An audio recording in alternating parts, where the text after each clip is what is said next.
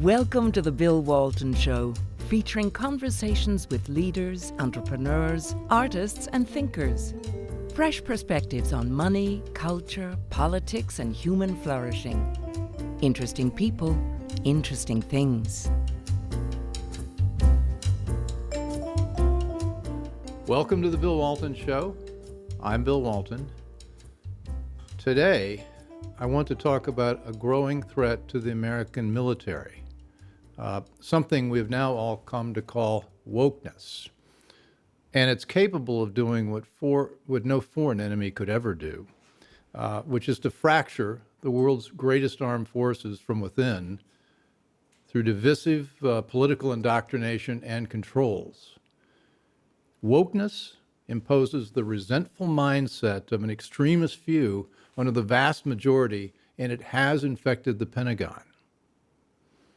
It didn't simply emerge from Joe Biden and his Defense Secretary, Lloyd Austin. No, it's been metastasizing for years, and we need to address the problem. With me to talk about it today are two men who know a lot about the problem and what to do about it. Lt.Gen.General retired Lt.Gen.Boykin, one of the original members and combat commander of the U.S. Army's elite Delta forces.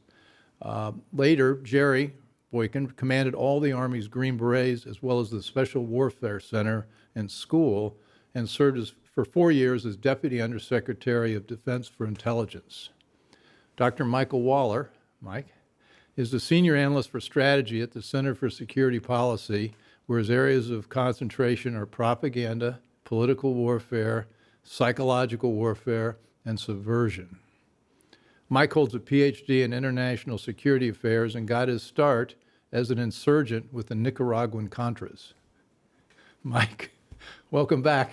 Good to be back with you, Bill. Jerry, before we dive into our main stage event, you're doing something very important. You're leading the initiative that we're calling the Retired Flag Officers for America. What's that about?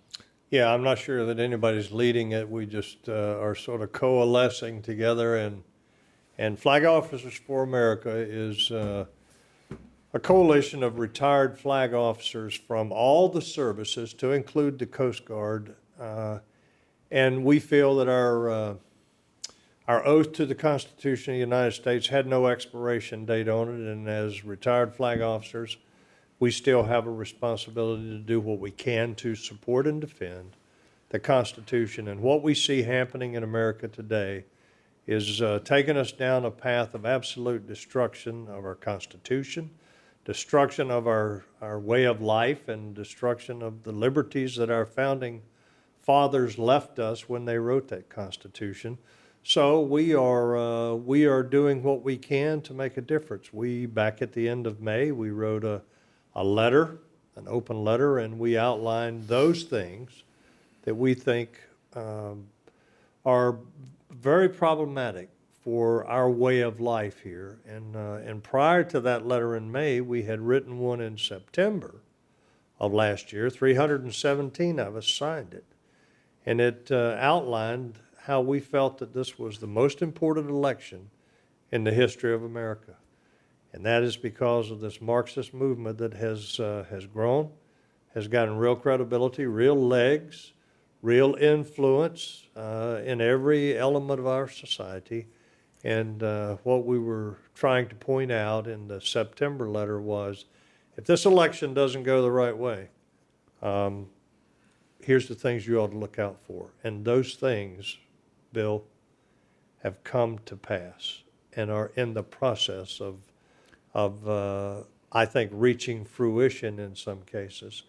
And this Marxist movement is very dangerous, and that's what we've tried to caution the American public about. Now I think they're seeing it. 315 or so signed, but I think it probably reflects the belief of a lot more of the retired flag officers, doesn't it? I mean, what is this a prevalent feeling among everybody that served in the military, or is this? Yeah, it does. There are certainly far more than just the 317 that signed back in September that feel the way we do, but there are those who believe that, and I don't agree with them, but believe that they should stay out of the political arena. They should stay out of controversial things as retired generals. Those of us who sign that do not feel that way. We think that we have a responsibility. In fact, we have an obligation to get engaged. And then you certainly have some who are making big money on boards of corporate boards, and they are not going to speak out, and that's sad, but it's the choice that they've made. Because if we have a woke Pentagon, we also have woke corporations. And I've done a couple of shows on that. That's a problem that we need to get in some more. So, Mike, define woke? Define what it is that we're up against here. Woke is a pretty loose term, but it really stands for an extremist, intolerant point of view that's constantly changing. So you can't appease it, you can't please it, you can't compromise with it.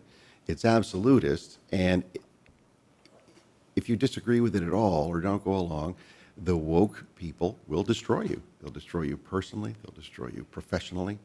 They will ruin your family life. They will make sure that you can never advance in any places where they have influence. And is that critical? Is that the same thing as critical race theory, or is critical race theory a part of that? I mean, what is it, and how is it manifesting inside the Pentagon? Because this is not something that just happened overnight. No, it took decades to gestate and to develop. Wokeness itself, or the word woke, is not necessarily an ideological definition like critical race theory or cultural Marxism. It's more of an attitude and an approach and a way of life, a way of functioning.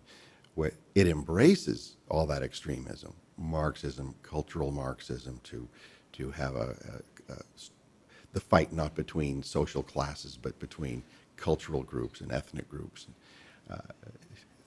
All those other types of intolerance. So when you can embrace those radical issues and not be woke. You can say, I'm a cultural Marxist, but I think we should have a good debate about it. That's not woke. It's when they often don't admit they're cultural Marxists. I don't think cultural Marxists want to have a good debate about it. I don't think so. Well, you You're might get some giving them a lot scholar of credit. somewhere or somebody. Okay, somebody supposes. somewhere might. Yeah, some polite cultural Marxist might.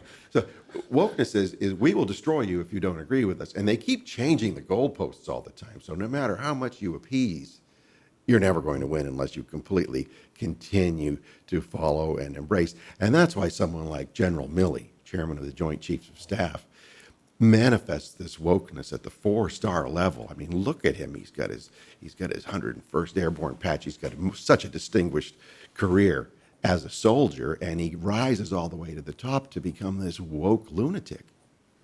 Didn't he say in the last testimony that we all ought to, we were talking about whether China's a problem, and he says, well, I think it's more important that we understand white rage. And he's been studying white rage, and that's something we should all be willing to atone for. Well, Jerry, you made the point that you've got all the generals that believe they shouldn't be political, yet he's completely political. I mean, where did we cross that? Where did he cross that line? And how did he get that job? I mean, that's I'd heard about the Obama generals. I mean, how did all these 4-stars end up looking and acting like Mark Milley? First of all, you're seeing some 4-stars now that became 1-stars in the Obama administration. So keep in mind, they've been progressing up the ladder. One of the things, if you go back and look at that testimony that Milley gave before Congress, and he talked about, I want to understand white rage. And then he talked about, and I want to understand what would make a person go and breach the Capitol, this very building we're sitting in. And my thought is, statutorily, you are the senior advisor to the President of the United States on all things military. You have no command responsibility. You're the senior advisor to the President. What in the heck did the breach of the Capitol have to do with the military? Why are you the senior advisor to the President? Why are you focused on the breach of the Capitol or trying to understand what would make a person do that? And why are you focused on white rage? I was in the Army 36 and a half years. This man has been around the Army as well. Did you ever see white rage? I don't even know what it is. And this is part of this woke culture. When you don't have any other way to describe it, make something up. And that's essentially what has occurred.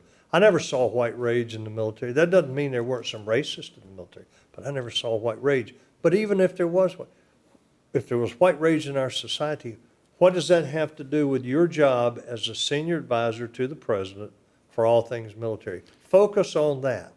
Let me wander a little bit on this one because I know the Flag Officers Initiative, one of the controversial things that it's not controversial to me, I think it's great you did it, but you basically pointed out we're not really sure who's running this White House. Mm-hmm.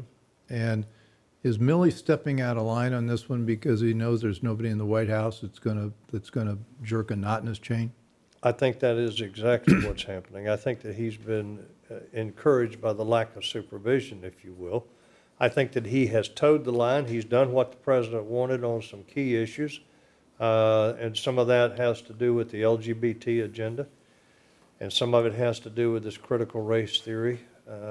And I think that because he is a good boy and he is doing what the president's telling him to do, I think he's taken some liberties of his own.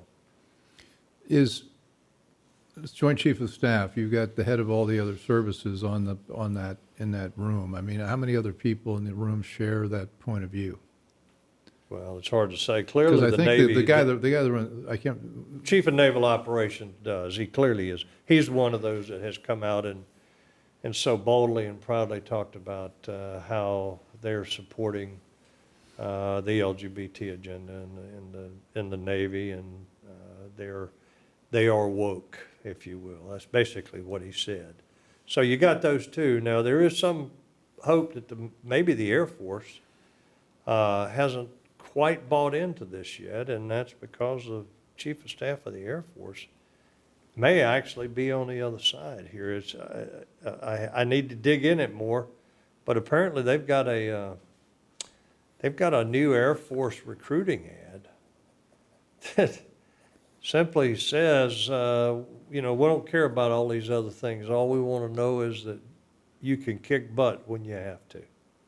Compare and contrast that one to the one that Mike talked about in one of our last episodes, a woke CIA as a broke CIA. Let me stop for just a second. You're watching the Bill Walton Show. I'm here with Jerry Boykin and Mike Waller, and we're talking about how wokeness has infected the very senior levels of the American military, and how there may be one outlier in the Air Force, which is sort of a reversal of the good old days when we used to think that the top brass were all conservative.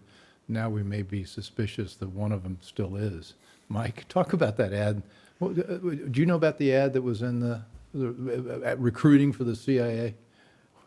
Oh, they have a series of them. Okay, and well, it was one of them. I only knew the one. She's talking about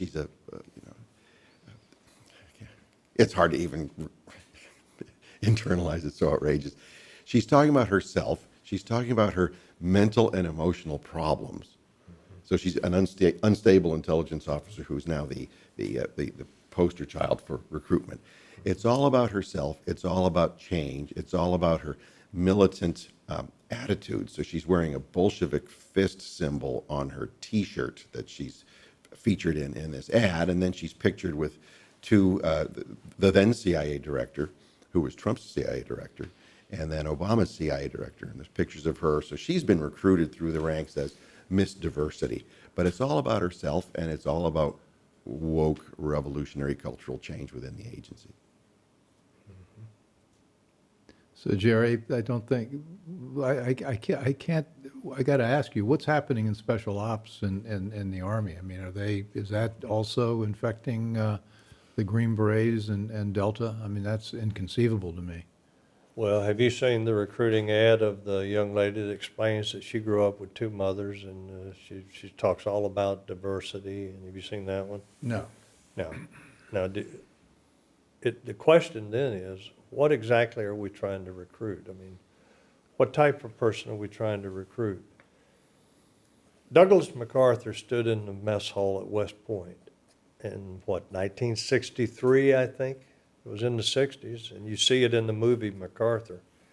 And he gave them a speech there, and he came to the end of the speech and he said to the cadets, your mission remains determined, fixed, inviolable.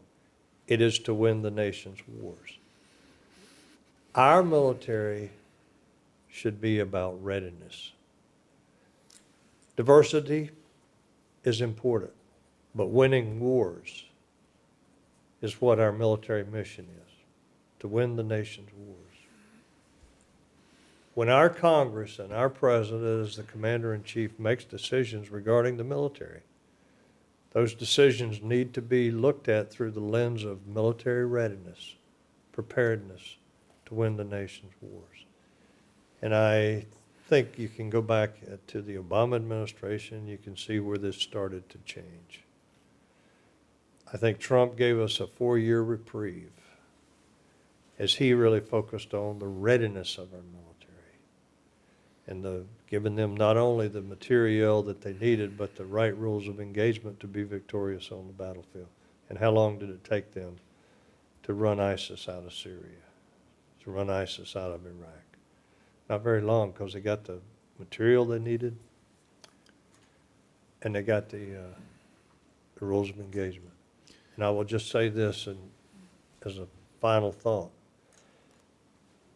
You give a soldier the best materiel that you can buy, best technology, and you give him an advantage on the battlefield by doing so. But there is nothing more important on the battlefield than cohesion. You win wars because of cohesion, not because of technology. And when you sit people down in a classroom and you tell them, all of you over here are oppressors because of the color of your skin, and you guys over here, because of the color of your skin, you're the oppressed. You're not building cohesion. You're throwing division into the ranks at a time when you really need to be pulling them together. That's the winning strategy, the winning formula. Well, we've got a term now that we joked before, the military intelligence community loves acronyms. Like we've got something called DEI, diversity, equity, inclusion. And that's those are the marching orders. That doesn't have anything to do with winning wars. I mean, Mike, what's your take? I mean, no, amplify. DE is Latin for God, by the way, that same acronym. That's true. This is their creed. Now, you need diversity in the military or the intelligence services because you need people with different skills, different backgrounds, different That's native a different language kind of skills. diversity, though. That's not what we're talking about here because you've got equity and inclusion. What does that mean? So something very different. And once these things become required and everybody has to pretend to go along or actually go along with that mandate, then you're talking about lowering standards. My son was in the 2nd Army Basic Training class that was integrated, and sorry to say that their training unit, they were only as good as the chubbiest girl in the group. Not fit to serve in the Army in that capacity, at least, and yet they had to go along with it. So that you're lowering standards and lowering readiness simply to be diverse, equitable, and inclusive, and not win wars. Now take this all the way up to the Training and Doctrine Command and the Pentagon. Every year the Defense Department updates its dictionary of military and associated terms. It's almost 400 pages long. The word victory doesn't appear once. Not as a term to define, and not even a reference to it. And it doesn't even have a definition for the term enemy. How can you train people to victory win? nor enemy is in the lexicon. No. Neither one. It refers to enemy in other capacities, but it doesn't even mention the word victory in its entire text. So how far down the chain of command does this go? Is this how are the junior officers on this? Are they buying into? They're frustrated, Yes. and I'm sure the non-coms are outraged. Bill, I'm speaking as a spec. No, four. you're right, though. Bill, a guy called me from Kuwait. This was back during the gas shortage. And the guy said, sir, I felt like I owed it to you because you've been a mentor to me, but he said, when the last guy leaves Kuwait, I'm coming back, I'm turning in my resignation, I'm not going to stay. He said, this has become intolerable in terms of what I'm being required to do, what I'm being required to spend my time on. And he's not the only one. I talked to a guy out in Fort Campbell that told me the same thing, a non-commissioned officer. And people are getting fed up with what's happening, and they're starting to walk. You're starting to see them now. I just talked to a guy yesterday. He said, my son is, he's a major. And he said, I think he's going to get out. Special Forces major, by the way. So I think he's going to get out. Well, what people don't understand, and I want your viewers to understand this. When you shove a social experiment on the military unit, whether it's Army, Navy, Air Force, Marines, or Coast Guard, it's not just a matter of you give them what you want done. There is a training program that goes with that. And it's hours. And it's not a one-time thing. It's a repetitive thing. And the commander has to make sure that he's got 100% of his people that have been through that training, because his performance appraisal is dependent upon it, for him to have 100% on diversity, on critical race theory, on inclusion, on integrating women into the military. How much time in a typical week or typical month would they spend in the classroom learning about this? You'll wind up spending an entire day, probably every couple of months, an entire day. That's a day you could be out on the range. And that's why, if you go back to the Vietnam era, and what's his name? The POW that I asked you about earlier. Jeremiah Denton. Yeah, Admiral Jeremiah Denton was a POW, and they beat him mercilessly to get him to do a video, and he wouldn't do it. And finally, when he said he would do it, he went out there and he sat before the cameras, and you can find this on YouTube, and he blinked the whole time. He was blinking the word torture. He got the Navy Cross for it. In Morse code. In Morse code, he was doing Morse it. code. Yeah. And he got the Navy Cross for it because he had been trained. But then, if you go back and look at when those two patrol boats were taken off the coast of Iran, and within 2 hours, the commander of those two patrol boats, also a Naval Academy graduate, was looking in the camera and saying, this is all our fault, and we want to apologize to the Iranians. That guy didn't get the kind of training that Jeremiah Denton got about how to prepare for a combat environment. And why? Because when they rushed out the door, I guarantee you they were trying to get all of these mandatory classes in. So you take one class that every couple of months you got to spend an hour on it. Okay, throw in the other classes too. Throw in the other things that they have to do that are mandatory because they're part of a social experiment. You are wasting precious training time, and you're doing a disservice to those young men and women.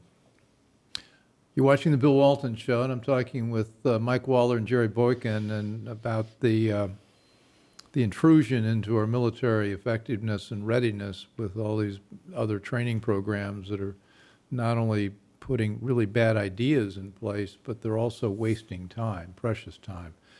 Has the rubber hit the road in terms of a combat? You know, we joked about the lowest common denominator in your platoon. I mean, we haven't been in action that much. Does anybody know? Have we tested this in combat? Do we know for a fact? I mean, we believe it, but have we had any evidence in any theater where these other theories have hurt our effectiveness? You mean where these social experiments have had an impact on us? Yes. Yeah. Just look at the retention rates and the recruiting. Those are two indicators. And what are they going to tell us? They're going to show you that people are leaving the military. that young officers and non-commissioned officers are leaving the military. It's not the upper echelon that's leaving. Mike, you also look at all the other intelligence agencies. Is this pervasive there? I mean, are we losing the right kind of people for this fight? You've got great operators in the CIA and some fine field agents in the FBI in their 30s who are already checking out. Mm-hmm. And who's checking in? Well, look at the ads. Look at the recruitment ads. Look They're at the leadership. signing up. Want that their looks own, like me. their own special recruits. So they've got the Latinx types who wear the Bolshevik fists, and you've got the gay librarian CIA ad. I don't know if you saw that ad. It's all about how gay he is and how great it is to be gay in the CIA. It's like, well, okay, as long as you're not a security risk, fine. But why is this an issue, and why are you recruiting that as a theme? Now, what does that say to really solid patriots who want to join these agencies and who don't want this social engineering? They've got nowhere to go. They'll find a different road, different career, and we'll be losing those kinds of people. So is our main line of action here is to elect a president who will restore a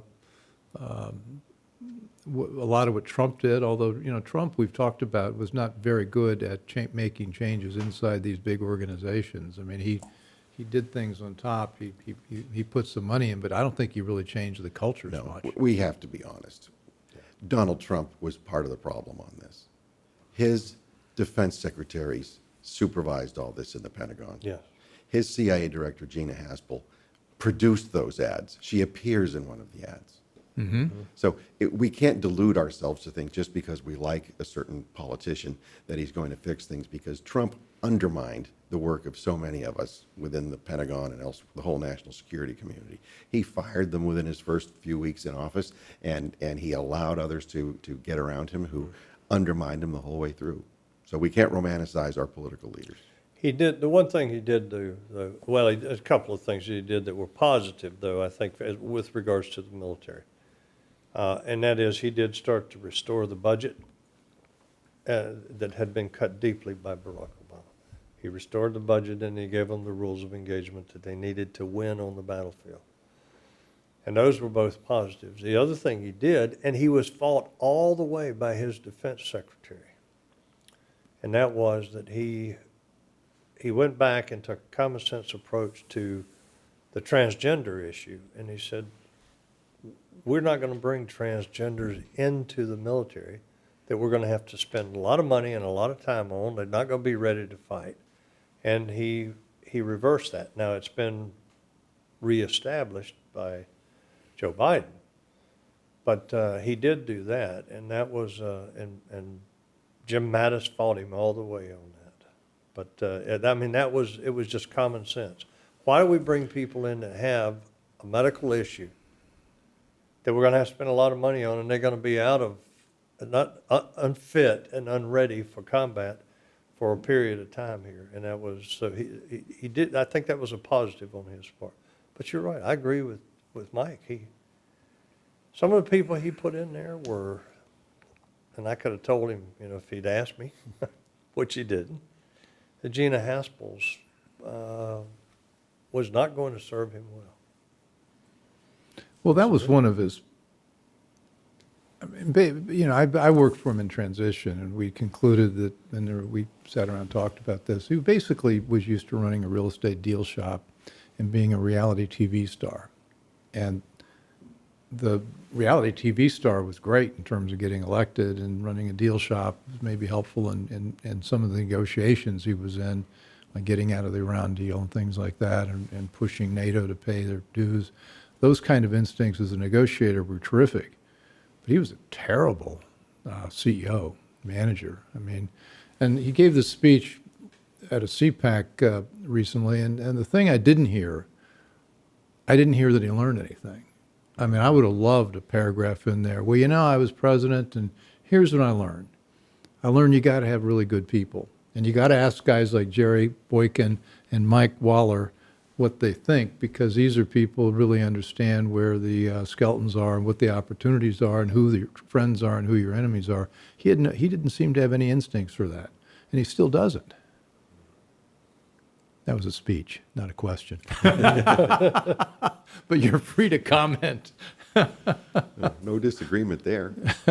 He could have even said, the swamp is far worse than I ever thought. Something like that. Yeah. So what's our line of action? What do we do? We have to expose this. Okay. And it's a Sunlight. question of retired officers speaking their minds, speaking freely, abiding by whatever UCMJ provisions might govern what they say and how they say it. You would know far better.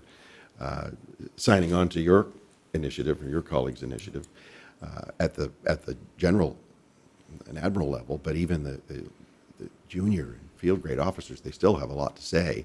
A lot of really wonderful senior non-commissioned officers, the sergeants, I mean, the backbone of the military, have a whole lot of knowledge, but they're not saying it because they're too disciplined to say anything publicly. And they also don't know to whom to turn. And this is where the Whistleblower Initiative you were talking about earlier with Congressman Crenshaw.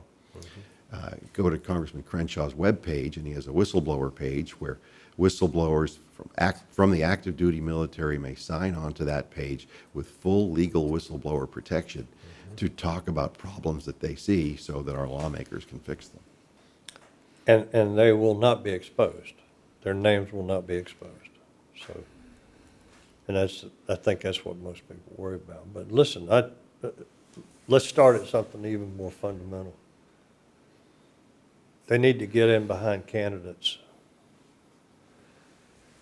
and get involved in the political process to include voting. The most fundamental right that our founding fathers gave us was the right to choose our own leaders. And I must tell you that I've seen a lot of people in the military that didn't vote. You know, it wasn't their home state. They didn't take the time to ask for an absentee ballot, and they didn't vote. The military people, as well as the people within our intel community, they need to vote, and they need to get in behind candidates. Now, as active duty military, you can't do that, but you can vote, and that's what you need to do. Because the only way we're going to change things is getting the right people in the Congress, the House and the Senate, that are not going to stand for this, that we can go to and we can say, we really need your help on this. And they'll understand the issue, just like Dan Crenshaw and Tom Cotton, who are both military veterans. And we need to not underestimate the importance of getting out and voting and supporting candidates and being involved in the process. But most people won't do that, don't do that. I mean, Mike, you write something, it's pretty chilling. You wrote a piece called, and you'll have to pronounce this for me, The Zampolets of Wokeness. Right. And one of the things I'm very concerned is we're beginning to develop this tell on other people, turn people in culture. And even in schools now, they're deputizing kids to say, you're supposed to tell us if somebody's not acting in a politically correct way. And so you've got informers. And you went through a whole list of people that were categories of groups that was like, and you mentioned things like, gosh, what was in your list here? The Robespierre of the French Revolution was woke, and the Bolsheviks, the Wehrmacht in Germany. I mean, what? Talk about how you get in the Soviet Union, you ended up with a chain of command that had to do with the military, so-called, and the other one was political. Yeah, well, in the case of the Soviet army, they built a new army. So the Tsarist army was abolished during the Russian Civil War, so there was a whole new army developed, and they had a dual command structure. They had the military command structure, and they had the Communist Party political command structure. And those political commanders were called political commissars, to impose party rule within the ranks of all the officers and the enlisted or conscripts. During World War II, the commissar system was so disastrous militarily that Stalin got rid of it, and he replaced it with something called the Zampolit, Zampolit. And that's a classical communist abbreviation for a much larger term, but it was essentially a political commissar system where Communist Party members in uniform were actually making command decisions, but they were also running informant networks with the secret police to go after anyone who was exhibited the slightest bit of political, not even disloyalty, but political deviationism. So right now you have a revival of that. Now, the Zampolits rose in the Soviet system to ruin the Soviet army. So Leonid Brezhnev and some of the biggest leaders of the Soviet Communist Party structure, as well as the Soviet defense minister at certain points, had come up as political police, as Zampolits or commissars. You're having that today where you and I know many of these officers and former officers where they said, colonels, I'm not going to get my star. I didn't kiss enough behind. I know why. Look at so-and-so. He's a brown noser. He's going to make it to full general. And sure enough, some of them had. You watched them over the years, and they were right.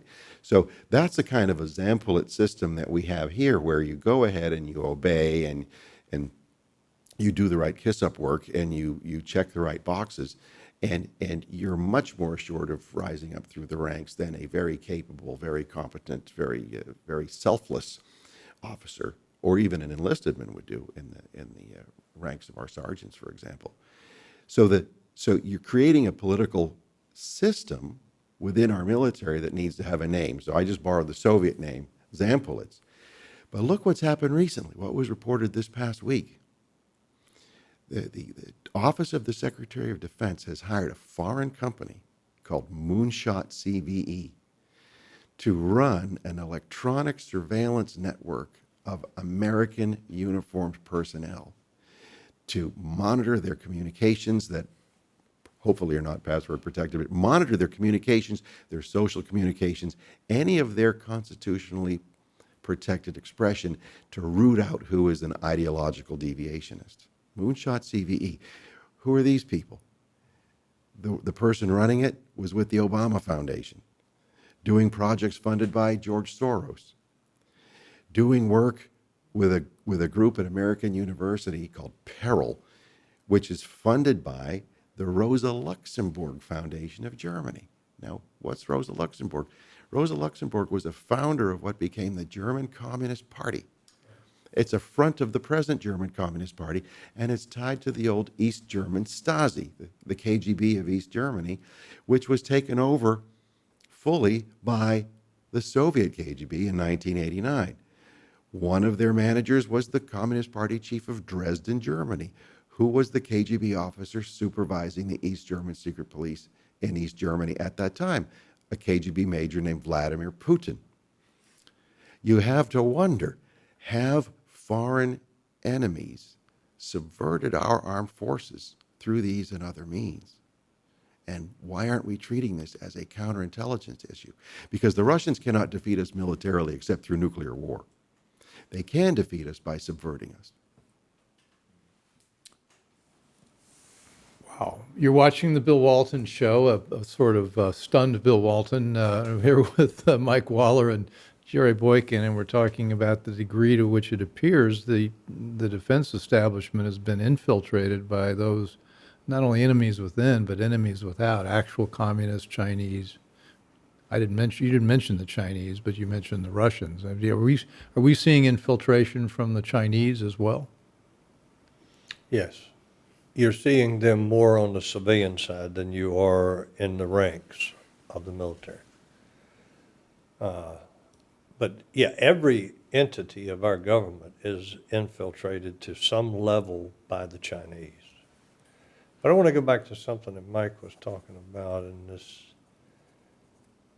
You know, when Joseph Stalin came to power, he purged, I think it was 36,000 senior officers from the ranks of the Soviet military, 36,000. You heard what Mike said about this monitoring people's social media. Well, the rest of that is they're going to be shaking people down for tattoos that indicate that they're part of some subversive organization or anything else that would indicate that they've been part of a subversive organization. By subversive specifically, they mean according white to people, their definition. Was it people filled with white rage? This was the Mark Milley charge. I mean, they're not chasing down anybody else. They're not chasing down Antifa or Black Lives Matter. Just Well, they're sweeping under the rug that they've allowed the Salvadoran MS-13 gang group to infiltrate. They've been recruiting MS-13, but they're trying to cover that up. You don't hear them talking about that kind of infiltration of our armed forces, but it's a real problem. But this is Soviet tactics.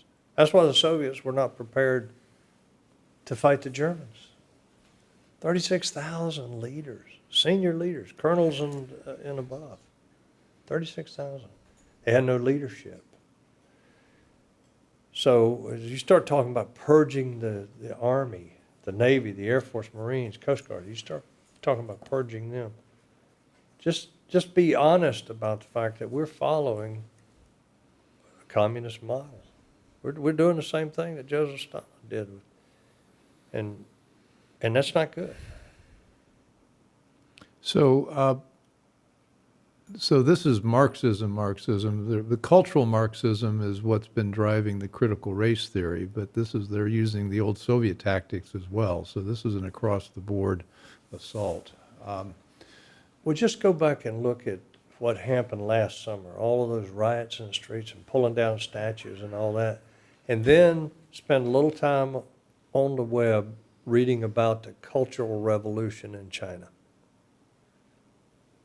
Right, Mike? Just what they did. You're going to see a lot of similarities. And then when you compare that to the fact that Patrice Cullors is on the web saying, yeah, we're trained Marxist, it doesn't take you long to figure out that we are following the Marxist model.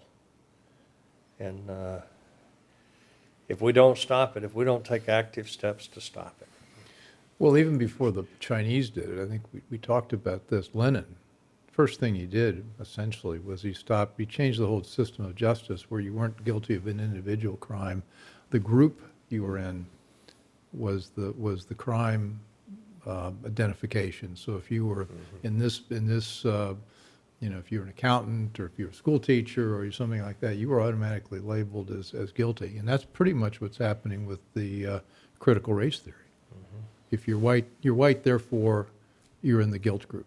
Right, and this is classical cultural Marxism as it's been developing because you're pitting entire different groups against one another culturally, as opposed to economic classes like Karl Marx and Friedrich Engels. Now they've moved it toward ethnic groups or regional groups or ancestry. And keep in mind, a lot of people didn't understand what the Occupy Wall Street was, but that was a Marxist activity because it was pitting the proletariat against the bourgeois, or the bourgeoisie, which was the 1%, remember? And finally they settled on something that worked, and that was race, and that's what we're dealing with today. They tried 1%, Karl Marx, it didn't work, but race is... Right, race works. Yeah. But the bourgeoisie against the proletariat was not the formula to get to America, but race. But it's Marxism. It's all It's about division that ultimately results in major chaos and bloodshed, and then the government has its opportunity to, just as Mao did in 1966, is to sweep in and take over and establish a totalitarian government. Well, long term, I guess in the long run, as Keynes said, we're all dead. But long term, eventually, Soviet Union came a cropper. You can't kill all your generals in effect to win war. The only reason they came out well in World War II is because we came in, and also they just had so many more numbers than the Germans did. And they were willing to sacrifice their people. Tens of millions of people. They won through sheer force of the numbers. And then China, the Cultural Revolution they had to unwind because that, they ended up, Mao said, we can't do this, we're destroying. But then they switched to capitalism with Chinese characteristics. They abandoned that because they couldn't survive with that model. It seems to me this is not going to survive in that model. And, let's talk about, we got just a couple seconds here, or minutes here, but let's talk about useful idiots. The people that aid and abet. I mean, the press is all in on this. I mean, we've got a media that's absolutely thinking this is great. Now, it seems to me that if cultural Marxism really prevails, it's going to be very painful for a lot of them because they're not going to be in the chosen few.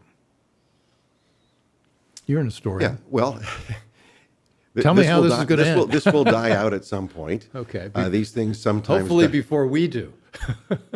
Well, I mean, it's interesting that the people who always want to impose these things are the same ones who want to take away everybody's right to self-defense and means of self-defense. And so when you see these type of people taking power, abusing the court system and the political system and the regulatory system and all measures of government power against the individual, and then call certain riots and large protests insurrections that must be crushed by every instrument of force that the United States government has, you're seeing some people at the very top who clearly intend to abuse power. When the Speaker of the House herself refers to her Republican colleagues, all of them, as enemies of the state, that's a real danger. When you have a company affiliated with a retired senior general, McChrystal, using military technology developed for psychological warfare purposes against foreign enemies and used as campaign technology in the United States in the most contentious election in our history, that's a problem. When you have the author of General Petraeus' counterinsurgency manual, Lieutenant Colonel Nagel, come out publicly and say in the summer of 2020 that President Trump must be overthrown militarily and physically removed from the White House if the elections don't go the way this retired lieutenant colonel wants. Milley was wishy-washy in criticizing it. He should have condemned it outright. Instead, he brushed it off and said he's going to do his duty, whatever that duty was. But you are seeing this increasing use of senior counterinsurgency former officers deploying their counterinsurgency technologies and techniques against the American public for political campaigns. This is a huge danger that we have to be really wise to and stop. So what are you guys at Center for Security Policy doing about it? We're exposing it. That's Okay. the only thing we can do is expose it, dig Shine it a out, light and on it. inform the public. So things like this, people need to know what's going on. Right. And you need to view this as it's really happening, it's really bad, and if you don't take some action, it's coming to you. Yeah. And Jerry, you've launched the retired officer. A group of you have. I mean, what's our line of action through that initiative? That's exactly what Mike just talked about. Okay. Exposing this, that's what the letter was all about. But I will tell you, Bill, I'm not as sanguine about this as you are. And that's because we've got a generation of young people today who have been indoctrinated. They believe that socialism is preferable to capitalism. That's a very dangerous thing. What does it take to re-educate them, to get them out of this mindset? Because we've allowed them in the public schools and the universities to be indoctrinated, and now that's what they believe. So I think the hard part is turning the next generation around and getting them beyond these very bogus beliefs that they have. And that's why I'm not as sanguine as you are in terms of it dying on its own, under its own weight, as it did in China. I didn't give you a time frame. It may outlast us by decades, which is a concern. Well, we've got to wrap up. Mike Waller, thank you. You can be found at what's your website? CenterForSecurityPolicy.org. Okay, Mike. Jerry, you're now Executive Vice President, Family Research Council. And that's where FRC.org. And what's the information for the retired officers campaign? FlagOfficersForAmerica.org, I think. Okay, you're watching the Bill Walton Show. You've been watching the Bill Walton Show, and we've been having a very sobering conversation about the enemies of American freedom and hopefully some lines of action about what we can do about it. You can find us, as always, at thebillwaltonshow.com and all the other major podcast platforms and YouTube. So long as YouTube doesn't take this show off the channel. I don't think we violated community guidelines today, but we will find out. So anyway, thanks for watching and listening, and you'll see us next time. Thanks. I hope you enjoyed the conversation. Want more? Click the subscribe button or head over to thebillwaltonshow.com to choose from over 100 episodes. You can also learn more about our guest on our Interesting People page. And send us your comments. We read every one, and your thoughts help us guide the show. If it's easier for you to listen, check out our podcast page and subscribe there. In return, we'll keep you informed about what's true, what's right, and what's next. Thanks for joining.